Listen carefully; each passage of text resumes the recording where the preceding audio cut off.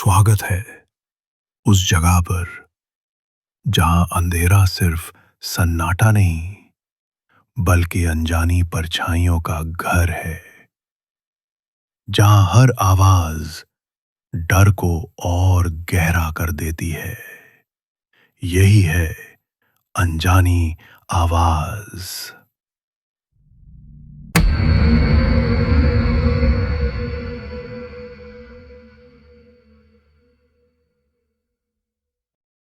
नमस्ते दोस्तों, मेरा नाम रिया है। मैं बेंगलुरु में पिछले 4 साल से काम कर रही हूँ। शहर बड़ा है, भीड़ भी बहुत है, लेकिन सच कहूँ तो यहाँ हर कोई अपने काम में इतना व्यस्त है कि अगर आप मुश्किल में भी पड़ जाओ तो शायद ही कोई रुककर पूछे। मैं आईटी कंपनी में काम करती हूँ और अक्सर देर रात तक ऑफिस में रुकना पड़ता है। उस दिन भी ऐसा ही हुआ। रात लगभग 11:30 बजे का समय था। मैंने कैब बुक करने की कोशिश की। बार बार स्क्रीन पर लिखा आ रहा था, नो ड्राइवर अवेलेबल। सड़क लगभग सुनसान थी, सिर्फ स्ट्रीट लाइट्स टिमटिमा रही थी और दूर कहीं कुत्तों के भौंकने की आवाज आ रही थी। तभी अचानक दूर से एक ऑटो आता दिखा।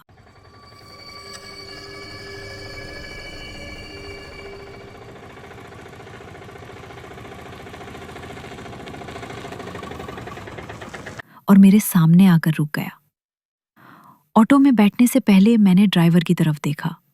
उसकी आंखें गहरी और थकी हुई लग रही थीं, लेकिन उनमें कुछ ऐसा था जो मुझे बेचैन कर गया। वो धीमी आवाज में बोला, कहाँ जाना है? मैंने पता बताया। उसने बिना कुछ कहे सिर हिलाया और कहा, बैठ जाओ। जैसे ही ऑटो चला, मुझे अंदर बासी सी गंध महसूस हुई। पहले लगा शायद पुराने सीट कवर की वजह से होगी। कुछ देर बाद ड्राइवर बोला, इतनी रात गए अकेली जाती हो, डर नहीं लगता? मैंने कहा, आदत हो गई है सर, रोज का मामला है। वो हंसा और बोला, अच्छा है, डर लगे तो जिंदा रहने की उम्मीद रहती है, लेकिन कुछ लोग ऐसे भी थे जो डरे ही नहीं और अब कहीं भी नहीं है। मैंने कहा, मतलब? वो बोला, यानी वो घर कभी पहुंचे ही नहीं। उसने शीशे में मेरी तरफ देखा और कहा, तुम्हें भी लग रहा है ना कि पीछे कोई बैठा है? देख लो जरा, शायद दिख जाए। मैंने हिम्मत करके शीशे में देखा और वहां मुझे अपने पीछे धुंधला सा चेहरा दिखाई दिया, बिना आंखों वाला। मैं चीख पड़ी। वो हंसते हुए बोला, डर गई? अब तो सफर शुरू हुआ है, उतरने का सवाल ही नहीं। मैं चिल्लाई, ऑटो रोकिए, मैं उतरना चाहती हूं। लेकिन उसने कहा, अब उतर नहीं सकती। मुझे लगा अगर मैं और देर करूंगी तो शायद जिंदा नहीं बचूंगी। मैंने हिम्मत जुटाई और चलते ऑटो से छलांग लगा दी। मैं सड़क पर बुरी तरह गिरी।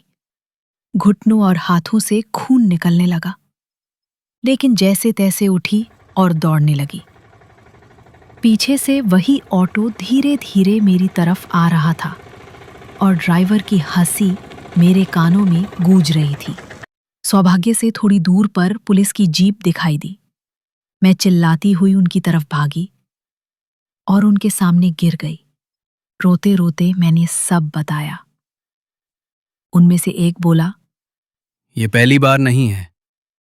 कई लोगों ने इस ऑटो को रात में देखा है। सालों पहले इसी रास्ते पर एक ड्राइवर का एक्सीडेंट हुआ था और उसकी मौत हो गई थी। कहते हैं उसी का ऑटो आज भी घूमता है। मेरे पैरों तले जमीन खिसक गई और उसी पल मुझे फिर वही डरावनी हंसी सुनाई दी। दोस्तों, ये मेरी कहानी थी। अगर आप मेरी जगह होते तो क्या करते? क्या आप उस ऑटो में बैठते या फिर पूरी रात सड़क पे खड़े रहते? रात में सफर करते वक्त हमेशा सावधान रहिए। हर गाड़ी आपको सुरक्षित घर पहुंचा दे, ये जरूरी नहीं। आज भी कहते हैं।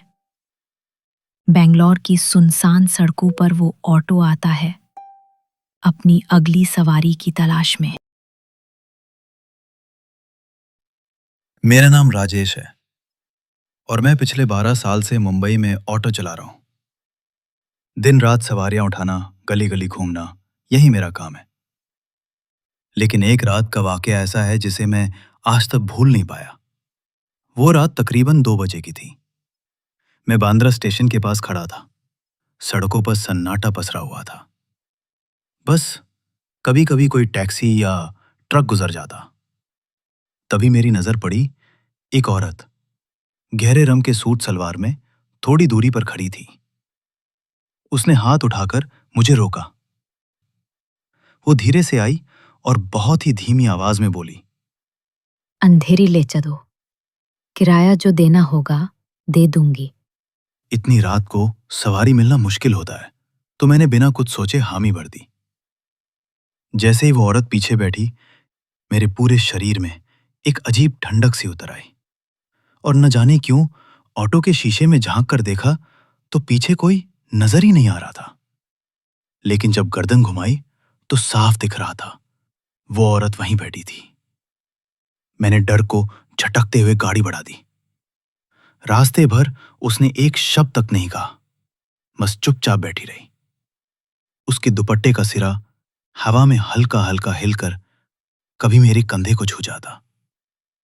सड़कें सुनसान, लाइटें टिमटिमा रही थीं और मेरे माथे पर पसीना। करीब आधे घंटे बाद उसने अचानक कहा, यहीं रोक दो।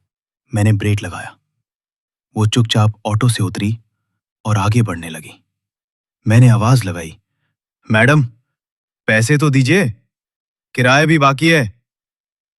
वो बिना रुके बस आगे चलती गई। मैं ऑटो से उतरा और उसके पीछे पीछे चलने लगा। सुनिए, पैसे तो दीजिए, आप भूल गई शायद। मैं बार बार आवाज लगाता रहा, लेकिन वो एक बार भी मुड़ी तक नहीं। फिर अचानक मेरी नजर उस जगह पड़ी जिधर वो जा रही थी। वो दरअसल कब्रिस्तान के गेट की तरफ बढ़ रही थी। उसके कदम सीधे उसी के अंदर की ओर जा रहे थे। मैं जैसे ही और पास पहुंचा, मेरी नजर कब्रिस्तान के बड़े से लोहे के गेट और उस पर लगे बोर्ड पर पड़ी। मेरे कदम वहीं जम गए। कुछ सेकंड लगे मुझे समझने में कि मेरा पाला आखिर किससे पड़ा है। मैंने बिना देर किए उल्टे पांव भागकर अपना ऑटो पकड़ा और तुरंत स्टार्ट करके वहां से निकल गया। सुबह जब मैंने ये पूरी घटना अपने साथी ऑटो ड्राइवर को सुनाई तो वो चौंक गया।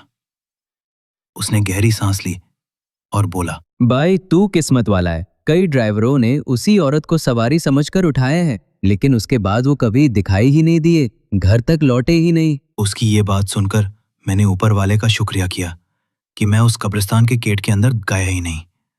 अगर अंदर जाता, शायद मैं आज ये कहानी सुना भी नहीं रहा होता। आज भी जब रात को स्टेशन के पास कोई सवारी खड़ी दिखती है तो मैं पीछे देखे बिना अपना ऑटो तेज कर देता हूं। तो दोस्तों, अगर आप मेरी जगह होते और उस औरत को देखते तो क्या करते? क्या आप किराया लेने पीछे जाते या सीधे भाग जाते? याद रखिए, हर सवारी इंसान नहीं होती। कभी कभी वो सिर्फ मौत का बुलावा होती है। तो दोस्तों, ये थी आज की डरावनी दास्तान। हम लोग अपने सच्चे और डरावने एक्सपीरियंसेस आपसे शेयर करते हैं और आगे भी करते रहेंगे, लेकिन इसके लिए हमें चाहिए आपका सपोर्ट, ताकि हमें मोटिवेशन मिलता रहे और हम आपको और भी डरावनी कहानियां सुनाते रहें। आने वाले दिनों में हम लेकर आएंगे ऐसी कहानियां, कभी किसी जंगल के बीच रात में ड्यूटी करते फॉरेस्ट रेंजर की भूतिया घटना, कभी किसी गांव में फैले छलावे और रहस्यमयी परछाइयों की कहानी, तो कभी वो किस्से जो सुनकर आपकी रूह तक कांप जाएगी।